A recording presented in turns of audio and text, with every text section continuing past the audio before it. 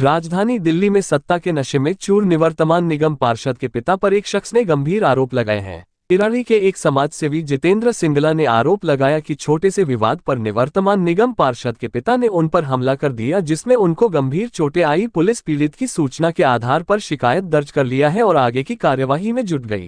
राजधानी दिल्ली में भले ही निगम पार्षदों का कार्यकाल समाप्त हो गया हो, पर कहीं न कहीं सत्ता के नशे में चूर नेताओं की गुंडागर्दी अभी भी देखने को मिल रही है। ताजा मामला अमन विहार इलाके से सामने आया है, जहां पर निवर्तमान निगम पार्षद के पिता पर एक शख्स ने गंभीर आरोप लगाए हैं। दरअसल पूरा मामला बीते वीरवार का है, जब किराड़ी के समाजसेवी जितेंद्र सिंगला ने निवर्तमान निगम पार्षद के पिता पर आरोप लगाया कि बीते वीरवार को सड़क से गुजर रहे थे, तभी निवर्तमान निगम पार्षद के पिता हरकेश भारद्वाज की गाड़ी से उनकी स्कूटी टकरा गई और इस पर कहासुनी शुरू गई। देखते ही देखते बात इतनी बढ़ गई कि हरकेश भारद्वाज और ईश्वर भारद्वाज ने मिलकर उन पर हमला कर दिया, जिससे उन्हें गंभीर रूप से चोटें आई।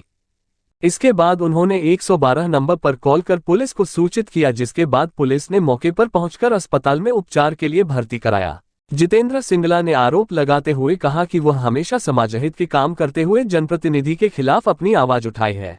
शायद इसी का परिणाम है कि सत्ता के नशे में चूर आम आदमी पार्टी से निवर्तमान निगम पार्षद के पिता ने उन पर हमला कर दिया। जितेंद्र सिंगला ने कहा कि उन पर कितने ही हमले क्यों ना हो जाए, लेकिन वो किराड़ी वासियों की आवाज को हमेशा उठाते रहेंगे। फिलहाल अमन विहार थाना पुलिस ने पीड़ित की शिकायत पर प्राथमिकी दर्ज कर ली है और पुलिस अब आगे की कार्यवाही में जुट गई है। ऐसे में अब देखना यह होगा कि पीड़ित के आरोप में कितनी सच्चाई है और पुलिस क्या कार्यवाही करती है।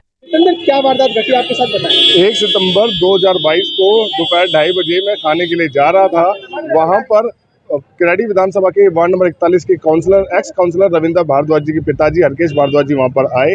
वहां से वो स्कूटी से जा रहे थे, मैं भी जा रहा था, तो मेरी स्कूटी से उनकी स्कूटी का शीशा टच हुआ, जिसके बाद उन्होंने गाली शुरू कर दी, अभद्र भाषा का प्रयोग किया, मेरे पिता के बारे में उल जुलूल बोला, मुझे उन्होंने चेतावनी दी और उन्होंने कुछ फ़ोन करके कुछ लोगों को बुला लिया और उसके बाद उन्होंने मुझे मारपीट शुरू कर दी।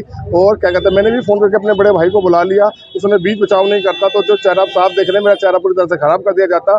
मैं आपको बताना चाहूँगा, जो आज आपके सामने मैं समक्ष जिंदा हूँ, उस दिन मैं जिंदा नहीं रहता। दिन दिहाड़े उनकी प्लानिंग थी मेरी मर्डर की। जितेंद्र ये बताएं कि मतलब क्यों लड़ाई हुई, वजह क्या थी? वजह तो यहाँ की जनता बता सकती है। जो तमाम समय पे जितेंद्र सिंगला करप्शन के मुद्दे उठाता रहता है, चाहे वो स्कूलों के हों, चाहे उनके नालियों के हों, चाहे उनके कर्मचारियों के हों, चाहे वो उनके जो यहाँ पर कार्यक्रम चलाए जाते हैं, हर चीज़ के मुद्दे जितेंद्र उठाए। छोटी छोटी कंप्लेंट में जनता के बीच में रखता रहा हूँ। लड़ाई किस बात पे? उनके मन में मेरे प्रति द्वेष है और वो हमारे को पसंद नहीं करते हैं। जो जनता की मांगे हम उठाते हैं, जो जनता के लिए हम काम कर रहे हैं, पिछले 6 महीने से मैं गुप्त तरीके से काम कर रहा हूँ ताकि मैं पब्लिक का काम कर सकूँ।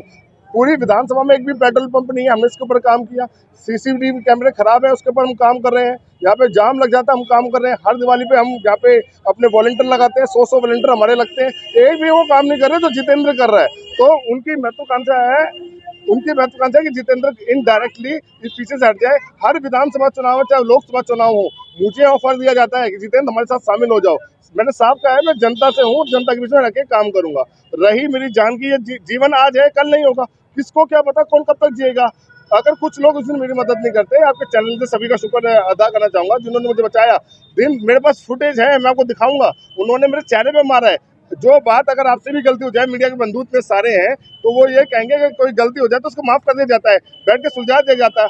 100 नंबर पर वो कॉल कर लेते। उनकी क्या वो एक्टिविटी थी वो आप देख सकते हैं। उन्होंने लोहे का ताला मेरे सर पे मारा, 2 टाके आए हैं। मैं पुलिस प्रशासन से मांग करता हूँ, जो धाराएं उनके उस केस में लगाई गई हैं, उनको ठीक किया जाए और छानबीन की जाए, जिससे कि आगे और घटनाएं ना हो। किराड़ी विधानसभा में बहुत घटनाएं घट रही हैं। आम आदमी पार्टी की तरफ से लोगों को धमकी दी जा रही है, मुझे भी धमकी आ रही है इस केस को वापस लो, मगर मैंने सोचा इस केस को वापस नहीं लूंगा, क्योंकि किराड़ी में क्राइम ग्राफ बढ़ा है। जब मैं आपके माध्यम से कहना चाहूंगा कि मेरी कार्रवाई को तेज किया जाए। अगर ये लोग हमारी कार्रवाई में दिलचस्पी नहीं दिखाएंगे और तेज नहीं करेंगे, तो हम लोग मजबूर हैं, हम सड़कों पर उतरकर अपना केस को और आगे बढ़ाएंगे। और आगे हम आपको बताना चाहेंगे, आगे हम हो सकता है हम डीसीपी साहब के माध्यम से हम कमिश्नर साहब से भी मिलेंगे और आगे एलजी ऑफिस में भी अपनी कंप्लेंट देंगे। और आप लोगों ने समय दिया, बहुत बहुत धन्यवाद। आप सभी ने जो मेरे लिए इतना समय निकाला।